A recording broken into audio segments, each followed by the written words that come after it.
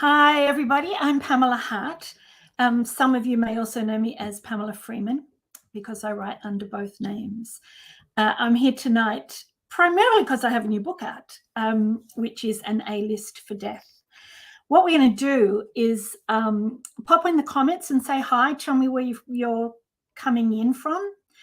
I'm going to talk a little bit about the book and myself, and in 10 or so minutes we'll open up for questions in the comments, so I'll let you know when you can start putting your questions in. I'm happy to answer questions about anything to do with either my books or with writing in general. But first of all, let me introduce myself.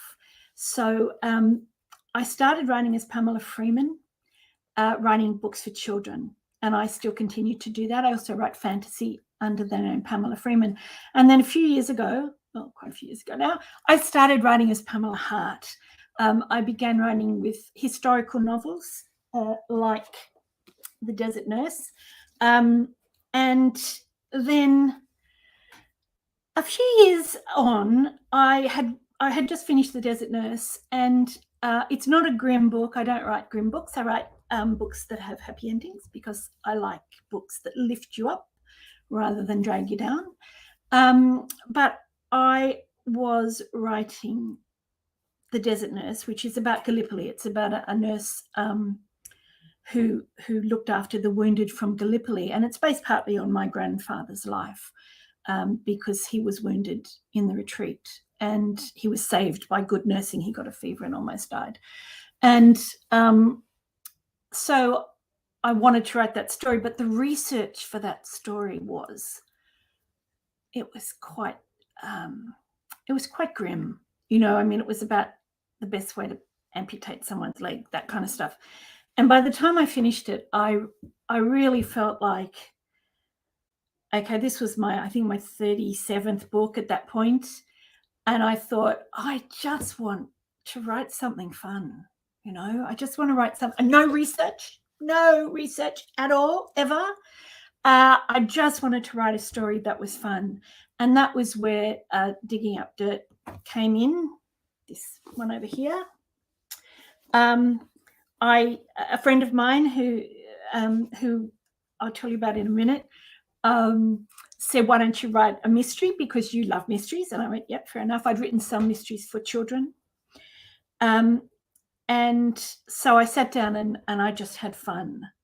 And it may seem a bit strange to say, well, I was having fun writing about someone getting killed. But this is the thing about the cozy mystery, is that although people do die, the point of the book is not about the death. It's about the people around the death. It's about how do we get to a point? How does anybody get to a point where they'll kill someone? But it's also about affirmation of the good things in life, and in particular about relationships, whether that's family or friends or whatever. And so writing a cozy mystery seemed to be the best way to kind of write something fun that I enjoyed reading.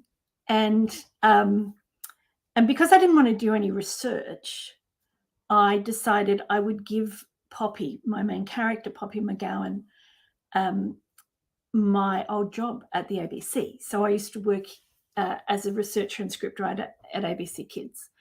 And I loved that job. You know, I really loved it. And I only really left it to write full time. And I decided that I would give Poppy my friends. So the guy who suggested I write the book is a friend of mine called Ron, who runs, those of you who are up in Queensland, you might know Pulp Fiction Bookshop in Brisbane. Oh yes, we have some people from Brisbane. I see there, Julie, for example. You might know Pulp Fiction Bookshop up in Brisbane, and he was the one who suggested I write this Digging Up Dirt. And I said, do you want to be in the book? He went, yeah, sure, put me. I said, well, okay, how do you want to be? I went, give me my hair back, because he used to have the most beautiful red hair, and now he's bald. And so quite a few of my friends turn up in Digging Up Dirt, and the love interest, who is Toll, an archaeologist, may possibly bear a certain resemblance to my husband, who is an archaeologist. And I used to work at the powerhouse, and so that, you know, I gave Poppy my old work history. I gave her my little house in Annandale, which she was renovating, which I also renovated. And what happened, because I did that, was that somehow the voice had to be first person. So I'm not usually a first person writer. All my historical novels were in third person. But it just had to be a first person novel. And my husband reckons, Stephen Hart, who's also a writer, he reckons that these books are the closest to my actual voice, the way I normally talk, of anything that I have written, which I guess is a good thing. I hope it's a good thing. And I was really delighted by how people reacted to Digging Up Dirt, because, you know, it's been a hard couple of years. I should say that these books are a COVID-free zone, because I think, you know, we all need that. But I was really touched, because I kept getting, even now, I got one today, emails from people saying, or messages on Facebook or Twitter saying, I haven't been able to read. You know, I start reading something and then I just can't concentrate on it. And I picked this book up and I just read it through, you know, in one sitting or over a couple of days. And it's been surprising to me the number of messages I've had like that. And it's just such a satisfying thing, you know, that if you feel like that's what I wrote the book for. I wrote it to be that kind of book, the kind of book that you can take and enjoy, and it's going to make you laugh a few times, hopefully, and you'll like the characters, and you'll have a mystery, and you'll come out feeling better for having read it. And so obviously when I finished writing that, I wanted to write another Poppy, and the hope is obviously that it will be a series. And A List for Death comes up to be my 42nd book, my 7th genre, and my 42nd book. So I'm getting some lovely comments about Digging Up Dirt in the comments, and that is so nice to know. So nice to hear from you. It's really, really lovely to hear from readers. So I thought I would just tell you a little bit about A-List, and a bit about some of the characters in it and where they came from, and then we will go to questions. So Poppy, at the end of Digging Up Dirt, I don't think it's a spoiler. I don't think it's going to surprise anybody to know that there was a romantic element in Digging Up Dirt. And that romance with Toll is continuing in this book, but he's about to leave for Jordan to go on a long-term archaeological dig, or archaeological position there. And so she's not sure about where that relationship is going, and that's a theme that runs underneath the whole book. But it starts with her looking after her Auntie Mary, who's just had a knee operation. And Auntie Mary, those of you who've read Digging Up Dirt may recognize her. She's the one who comes in and goes, "I'm dying, you know." And everybody's used to her hypochondria and goes, "Oh, yes, be quiet, we're watching the television." But she's staying, this time she really does have something wrong with her, and Poppy is staying with her to look after her while she recovers from her knee replacement. And Poppy finds Auntie Mary's best friend, Daisy, who lives down the corridor of the retirement village, has apparently fallen and hurt her head in the bathroom. She's very seriously injured. And Auntie Mary's sure that she's been attacked, but nobody else thinks so. As a consequence of that, Poppy gets to know Daisy's son. And Daisy's son is a rock god called Nathan Castle. Poppy gets photographed with him, and there is a huge kind of media pile-on frenzy because he's supposed to have this girlfriend, Margot, in London, and, you know, the paparazzi descend, huge blow up everywhere, and that's just the beginning of the action. There is a murder, but it takes place later in the book than it does in Digging Up Dirt. It takes place about the halfway point. I'm not going to tell you who it is, but it is associated with both Toll and the paparazzi issue. And so lots of people come under suspicion, because you've got to have lots of suspects, obviously, to do a really good mystery. And Poppy is pushed into being pushed into finding out more in a different way than happened in Digging Up Dirt. I thought I would just say a little bit about Auntie Mary and Daisy. As I said before, some of the characters in Digging Up Dirt were based on my friends, and that was workshopped with them. You know, they read everything that was written about them. Auntie Mary is quite heavily based on my Auntie Pauline, God rest her soul. And she was an amazing aunt to us and an extraordinary role model in a time when very few women ran their own businesses. And, you know, she had traveled all over the world, and she was seemed to me to be very sophisticated. She had fabulous hats and gorgeous clothes, and was very much her own woman. And we were very close. And I loved, it was almost like spending time with her, writing Mary in this story. And it led me on to Daisy, who is not a real person. I made Daisy up. But she does come out of some of the stories that Pauline told me about her time in London in the 60s and Carnaby Street and all of that stuff. And I have come to love Daisy as a character in a way that doesn't always happen when you're working with a new character. It's not based on anything. And it wouldn't surprise me if she turned up later in some of the other Poppy stories. For those of you who, I know some of you have read Digging Up Dirt. So one of the characters that comes back is Patience Carter, the young teenage girl who Poppy kind of disrupted her world a bit in Digging Up Dirt. She'd been, you know, very secluded in her upbringing, and Poppy kind of broke open ideas for her in a new way.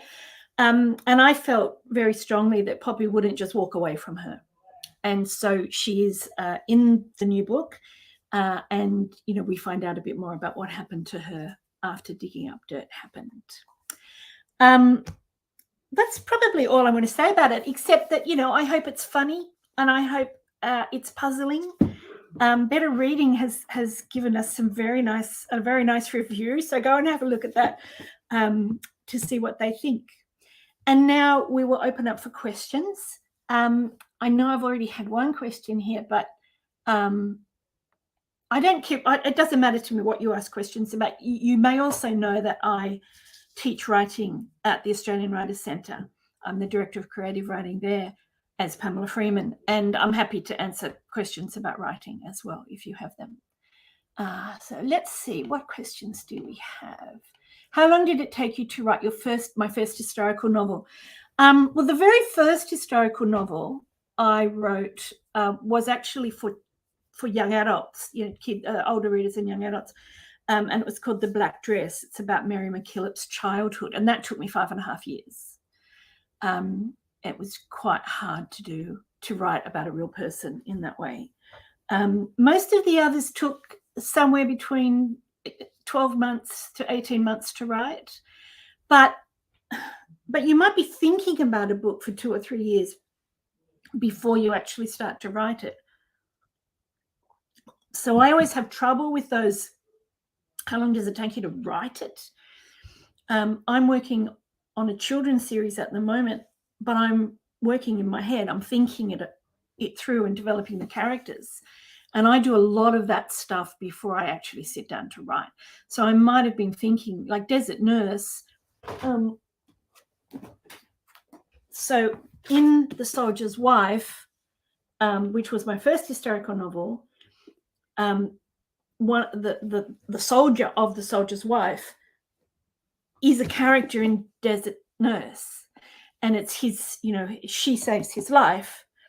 And so that idea and those characters were in my head, for 4 or 5 years before I actually wrote the book. So it's a very long answer, but let's see what other questions. Why do you think cozy mysteries have become so popular in recent years? It's a good question. I have to say that they've been popular for a very long time. So people still read Agatha Christie. And obviously she's the first. She's our first cozy mystery. And so I don't know that they ever really went completely out of favor. But I think two things happened. One is that in grim times, people like to read happy books. People talk about escapism as though it's a bad thing. But, if life is hard, escape is a gift. If you're worried or tense or bad things are happening around you, and God knows, that's been all of us for the last few years, well, it's a real gift that an author gives you if you can dive into their book and escape and come out of that book refreshed and feeling more like yourself. And I think cozy mysteries, you're not going to be getting grim. You're not going to be confronted with horribleness, and that at the end you will get justice, that there will be an ending to the story which where everything, not every little tiny thing tied off, but where you will get an answer, and an answer that satisfies you. And I think in difficult times, the books that can lift you up and make you laugh, even if it's only a kind of chuckle of recognition about certain social things, then I think those books are the ones that give us respite. And I'm a big believer in that. What have we got? Very happy to hear. Oh, good. That's nice. Looking forward to buying it. By all means, Christine, buy that book. One of the things, I know that that looks funny, but in a series book, if you want the third book, you've got to buy the second, because publishers decide whether or not they're going to continue with a series based on sales. Pretty straightforward. It's a business. So yeah, by all means, go out and buy it. That would be lovely. I have, oh yes, and they've even Better Readings even put the buy links up in the thing, which is nice. Do we have any other questions coming in? Why did I wait until book 47 to use your own life? That's a really, really good question. Was book 37, was digging up dirt. I've written a few Regency romances in the meantime. I think, book 39. I would tell you why. It wasn't quite that long, because The Soldier's Wife is based on my grandfather's life. But when I was growing up, I'm a Western Sydney girl. I grew up around Parramatta when that was a long way out. And I grew up kind of thinking that my life was boring. And I guess I was about 12 when I realized that there were actually people who wrote books, because it wasn't like now when authors go out to schools and talk to kids and everything. There weren't that many Australian authors published in Australia at that time. Most of it was imports. And I kind of eventually realized that, these are actually people who do that. And that's what I wanted to do. I decided, straight away that was what I wanted to do. But it seemed to me that all these people had these kind of exotic, interesting lives. And they often did. The people who managed to get books published back then often were quite rich or connected or in interesting families or whatever. And I just felt my life was boring, and that I couldn't possibly use my life as a story. And I had to go out and do interesting things in order to be worthy of a story. And so that was one of the reasons I went into television. I thought, okay, when I was 15, I decided, in order to get interesting enough to be an author, I could work in TV. That would make me interesting enough to be an author. And so that's kind of how I ended up doing a communications degree at UTS and ending up at the Powerhouse Museum and then at the ABC. But by then I was writing for children. And again, I thought, well, my life now is not what children want to read about. So I was writing fantasy and science fiction and mystery stories for kids. And then eventually I've moved into like nonfiction as well for children, which I'll just show you. Those of you who have kids might recognize this from last year's book week. This was we were in book week last year, which was lovely. Dry to Dry. It's about Kakadu. And then I started writing the historical novels, and well, that's obviously not my life. So it just, I don't know, it just never happened. And I guess I also, on some level, kind of felt it was a bit lazy to mind your own life. I know other people do it as like that's their shtick, like Helen Garner uses her own life, but she writes literary novels, and I kind of felt, I guess, that, I don't know, maybe it was lazy, but I just wanted to write something for fun this time around, and so it felt okay. That's a very long answer. I'm sorry. What else have we got? Do I have a writing buddy? I don't have a pet. I'm allergic to all fur-bearing mammals, so no fur babies for me. I don't exactly have a writing buddy, but my husband is a writer, and so he's my alpha reader. He's the person. I talk about my work a lot before I write it. I find that talking it through with him is how to get it straight in my head, and the poor man, you know, he has to listen, and I listen to him. Obviously, you know, it's a two-way street. But you know, we'll be out at coffee, and I'll go, "What if Tamsin was so and so's cousin? You know, would that be better?" And he'll have to kind of get his head back into my story and go, "Oh yeah, that might be better," or not. So he's kind of my writing buddy, but it's more a kind of a sounding board. You know, like, and he's my first reader, so he reads everything in first draft, and he's a terrific first draft reader, and I rely on him. So yeah, I guess he's my writing buddy, but not a pet. He is a pet, but he's not my pet. Let's see, have we got any other questions coming in? It's worth talking about. I know some of you are interested in writing for yourself. Hints about what's coming next in book 3. Yes, indeed, I do. Book 3 has a tentative title, a working title of An Ancient Grave. And the very end of this book reveals that Poppy will be going on a dig with Toll in Jordan. And there will, in fact, possibly be bodies involved. And it's really exciting because we are hopefully going on the dig next January. So we were supposed to go 2 years ago. And then everything's been rescheduled twice since then. But cross fingers, this January coming, I will be in Jordan. I'll have written quite a lot of the book by then, but I won't have the kind of setting, the feeling, the atmospheric stuff. And so we'll be going to Jordan then, and I'll be soaking it all in and taking lots of photos, and probably, I suspect, possibly podcasting about it. So keep an eye open for that. No, I will go to Jordan for the research. I was planning to go.